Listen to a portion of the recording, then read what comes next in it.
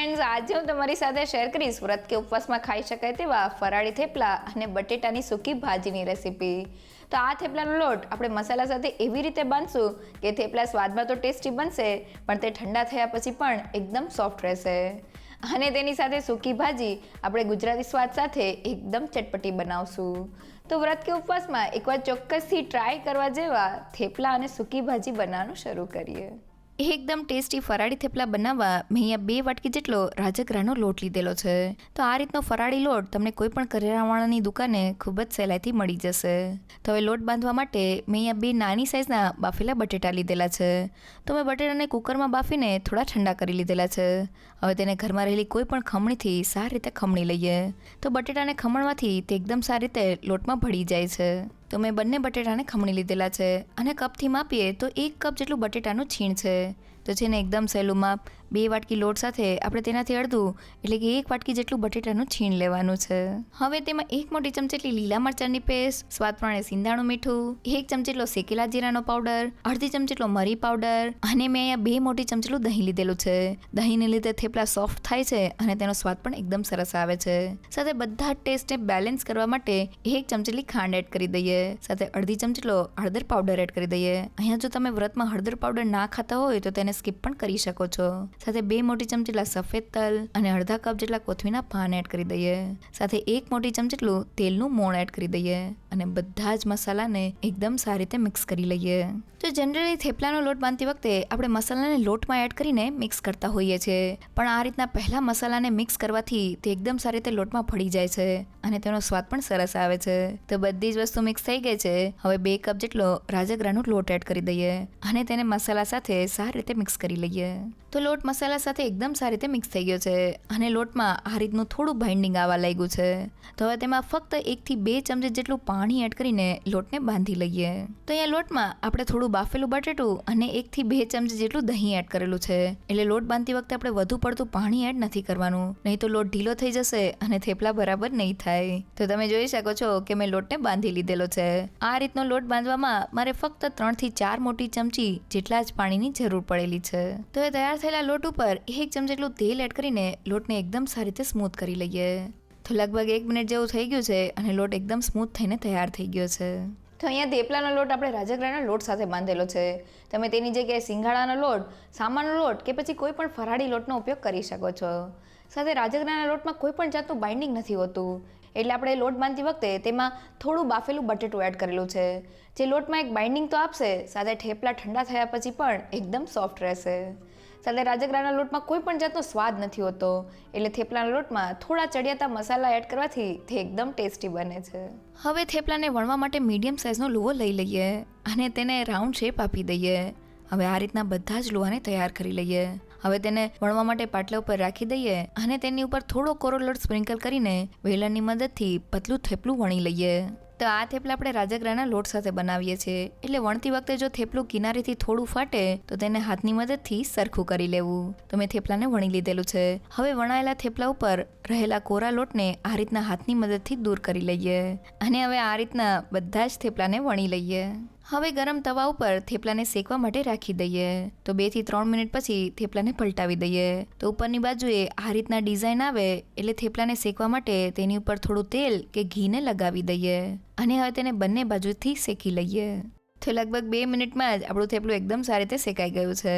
તૈયાર થયેલા થેપલાને પ્લેટમાં લઈ લઈએ. જોતાં જ ખાવાનું મન થઈ જાય એવા આપણા એકદમ ટેસ્ટી ફરાળી થેપલા તૈયાર થઈ ગયા છે. અહીંયા આપણે લોટને બાંધ્યા પછી જરા પણ રેસ્ટ નથી આપવાનો, કારણ કે આપણે લોટમાં થોડું બાફેલું બટેટું એડ કરેલું છે, એટલે જો આપણે લોટને રેસ્ટ આપશું તો લોટ પહેલાં કરતાં થોડો ઢીલો થઈ જશે. સાથે થેપલા રાજગરાના લોટ સાથે બનેલા છે, એટલે વણતી વખતે કિનારીથી થોડા ફાટી જશે, એટલે કિનારીને સરખી કરતા જઈને આપણે થેપલાને પતલું વણી લેવાનું છે. સાથે આપણે થેપલાને મીડિયમ ગેસની ફ્લેમ પર શેકવાના છે. વધુ પડતા હાઈ ગેસની ફ્લેમ પર શેકશું તો રાજગરાનો લોટ અંદરથી કાચો રહી જશે અને ધીમા ગેસ પર આપણા થેપલા થોડા ચવડ થઈ જશે. મીડિયમ ગેસની ફ્લેમ પર તે એકદમ પરફેક્ટ તૈયાર થશે. હવે ચટપટી સૂકી ભાજી બનાવવા મેં અહીંયા 4 નંગ અને વજનમાં 500 ગ્રામ જેટલા બાફેલા બટેટા લીધેલા છે. તો મેં બટેટાને કુકરમાં બાફીને થોડા ઠંડા કરી લીધેલા છે. હવે એક બટેટાને લઈ લઈએ અને છરીની મદદથી તેના 2 ભાગ કરી લઈએ. હવે એક ભાગના ફરી પાછા 2 ભાગ કરીને આ રીતના 4 ભાગ કરી લઈએ અને હવે તેના આ રીતના મોટી સાઇઝના પીસ કરી લઈએ. અને હવે આ રીતના મોટા પીસમાં બધા જ બટેટાને કટ કરી લઈએ. હવે ભાજી વઘારવા પેનમાં 4 મોટી ચમચી જેટલું તેલ એડ કરી દઈએ. તો અહીંયા તેલનું માપ તમે તમારા ટેસ્ટ પ્રમાણે વધુ કે ઓછું કરી શકો છો. હવે તેમાં 1 ચમચી જેટલું જીરું એડ કરી દઈએ. તો જીરું સારી રીતે કકડી ગયું છે. હવે થોડા લીમડાના પાન અને મેં 3 થી 4 નંગ જેટલા લીલા મરચાંના ટુકડા લીધેલા છે. સાથે 1 મોટી ચમચી જેટલા સફેદ તલ અને મેં 3 મોટી ચમચી જેટલા સિંગદાણાનો અધકચરો ભૂકો લીધેલો છે. તેને એડ કરીને બધી જ વસ્તુને એકદમ સારી રીતે સાતળી લઈએ. તો વઘારમાં તલ અને થોડા અધકચરા સિંગદાણા એડ કરવાથી તે તેલના વઘારમાં એકદમ સારી રીતે સતળાઈ જાય છે. સાથે ભાજીમાં તેની એકદમ સરસ ફ્લેવર આવે છે.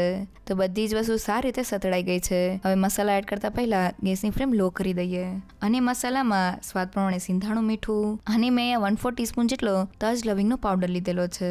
સાથે 1/4 ટીસ્પૂન જેટલો કાળા મરીનો પાવડર અને અડધી ચમચી જેટલો હળદર પાવડર એડ કરી દઈએ. સાથે અડધી ચમચી જેટલું લાલ મરચું પાવડર અને મસાલા સાતળતી વખતે બળે નહીં તેના માટે 1/4 કપ જેટલું ગરમ પાણી એડ કરી દઈએ અને મસાલાને તેલમાં સારી રીતે સાતળી લઈએ. તો મસાલાને આ રીતના તેલમાં સાતળવાથી સૂકી ભાજી એકદમ ટેસ્ટી બને છે. અહીંયા જો મસાલામાં તમે હળદર પાવડર અને લાલ મરચું પાવડર ના ખાતા હોય તો તેને સ્કીપ પણ કરી શકો છો. તો આપણા મસાલા એકદમ સારી રીતે સતળાઈ ગયા છે. તો હવે બાફીને કટ કરેલા બટેટાને એડ કરી દઈએ. સાથે ભાજીને ખાટો મીઠો સ્વાદ દેવા માટે 2 મોટી ચમચી જેટલી ખાંડ એડ કરી દઈએ. સાથે 1 મોટી ચમચી જેટલો લીંબુનો રસ અને થોડા કોથમીરના પાન એડ કરી દઈએ અને બધી જ વસ્તુને સારી રીતે મિક્સ કરી લઈએ. તો બધી જ વસ્તુ એકદમ સારી રીતે મિક્સ થઈ ગઈ છે. હવે ઢાંકણ બંધ કરીને ધીમા ગેસ પર ભાજીને 5 થી 7 મિનિટ માટે કૂક કરી લઈએ, જેથી મસાલાની એકદમ સરસ ફ્લેવર આપણા બટેટામાં આવી જાય. તો લગભગ 5 મિનિટ જેવું થઈ ગયું છે. હવે ઢાંકણને ખોલી લઈએ. તો આપણી સૂકી ભાજી તૈયાર થઈ ગઈ છે અને સાઇડ્સમાંથી આ રીતના તેલ પણ છૂટું પડી ગયું છે. તો હવે ગેસની ફ્લેમ બંધ કરી દઈએ. તો ફક્ત 5 થી 7 મિનિટમાં આપણી ચટપટી સૂકી ભાજી તૈયાર થઈ ગઈ છે, જેને બનાવવી એકદમ સહેલી. સૂકી ભાજી બનાવતી વખતે તેમાં મસાલામાં થોડી તીખાશ સાથે ખટાશ અને ગળાશ આપણે થોડા ચડિયાતા એડ કરવાના છે, જેથી ભાજી ઠંડી થયા પછી પણ એકદમ ટેસ્ટી લાગે. અને બટેટા સાથે થોડા સિંગદાણા એડ કરવાથી ભાજીનો સ્વાદ એકદમ સરસ આવે છે. તો એ તૈયાર થયેલી સૂકી ભાજી સાથે થેપલાને સર્વ કરી લઈએ.